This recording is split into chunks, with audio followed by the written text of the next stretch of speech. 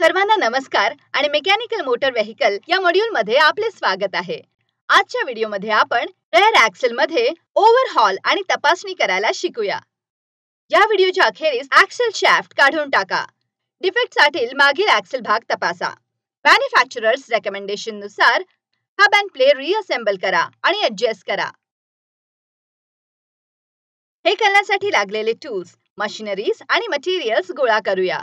Trainers tool kit 1 set, puller 1 set, circlip peeler 1 number, torque wrench 1 number, hydraulic jack 1 number, V block 1 set, dial indicator with base 1 set, vehicle 1, kerosene गरजेप्रमाणे, soap oil गरजेप्रमाणे, banian cloth गरजेप्रमाणे, differential oil गरजेप्रमाणे, cleaning tray गरजेप्रमाणे, grease गरजेप्रमाणे। Axle shaft काढून टाका। Axle shaft nut काढून टाका। ॲक्सेल शाफ्ट काढून टाका। ॲक्सेल शाफ्टवर थ्रेडेड छिद्र असल्यास पुलर बोल्ट वापरा। चेक नट मधून ब्लॉकिंग प्लेटचे लिप अनलॉक करा। विशेष स्पॅनर वापरून चेक नट आणि लॉकिंग प्लेट आणि नट काढून टाका। पुलर हबवर ठेवा आणि हबवर माउंटिंग नट्स घट्ट करा। सेंटर बोल्ट घट्ट करा। डिस्टन्स पीस पूर्णपणे एक्सेल हाउसिंगवर बसला आहे का याची खात्री करा। ब्रेक ड्रमसह एक्सेल हाउसिंग मधून बाहेर येईपर्यंत सेंटर बोल्ट घट्ट करा। ब्रेक शूज जवळ आणण्यासाठी ब्रेक ॲडजस्टिंग स्क्रू फिरवा। स्प्रिंग एक्स्ट्रॅक्टर वापरून ब्रेक शू रिटर्न स्प्रिंग काढून टाका। ब्रेक शू अँकर बोल्ट अनस्क्रू करा आणि ब्रेक शू काढून टाका। लीडिंग अँड ट्रेलिंग शूज नंतर त्याच स्थितीत फिट करण्यासाठी चिन्हांकित करा। Wheel cylinder mounting bolt unscrew करा आणि व्हील सिलेंडर असेंब्ली आणि बॅक प्लेट काढून टाका। डिफेक्टसाठी रेअर ॲक्सेल भाग तपासा। कोणत्याही वेअर किंवा ओव्हरहॉलिंगसाठी खालील भाग चांगले तपासून बघा।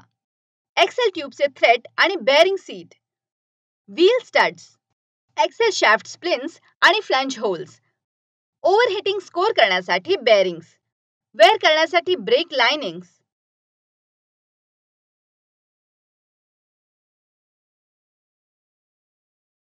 स्कोरिंग आणि पॉलिशिंगसाठी brake drum,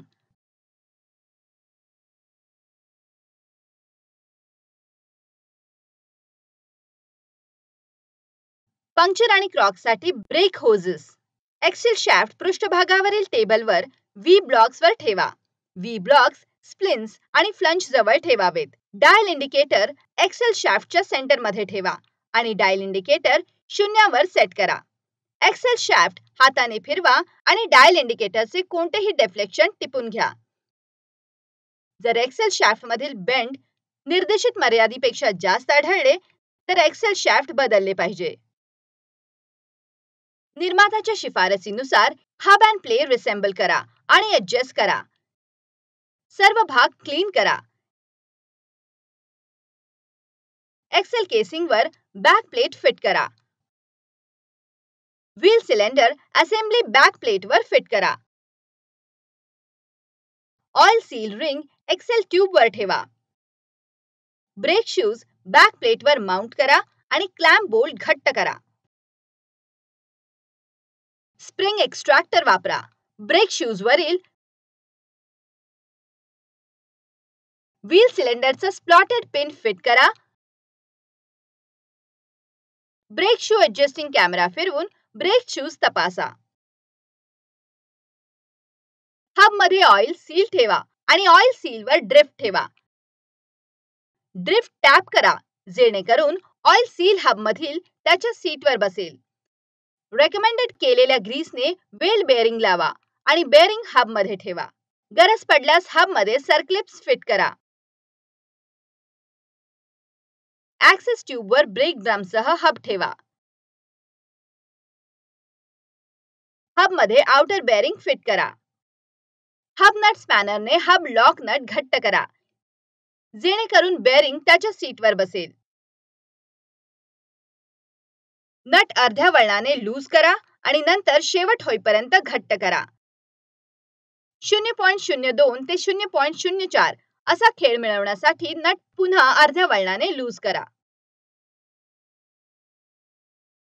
break ड्रमवर magnetic base असलेले डायल इंडिकेटर ठेवा.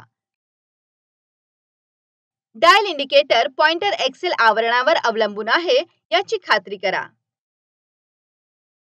हबचा एंड प्ले मोजा. स्पेसिफिकेशन नुसार नसेल तर निर्दिष्ट एंड प्ले मिळेपर्यंत पुनरावृत्ती करा. लॉक वॉशर फिट करा आणि चेक नट तपासा. चेक नट विशिष्ट टॉर्कवर घट्ट करा आणि लॉक वॉशरने लॉक करा. एक्सेल शाफ्ट गॅस्केट हबवर ठेवा. एक्सेल शाफ्ट एक्सेल आवरणात ठेवा आणि एक्सेल शाफ्ट नट घट्ट करा. या व्हिडिओमध्ये आपण पुढील गोष्टी कशा करायच्या हे शिकलो.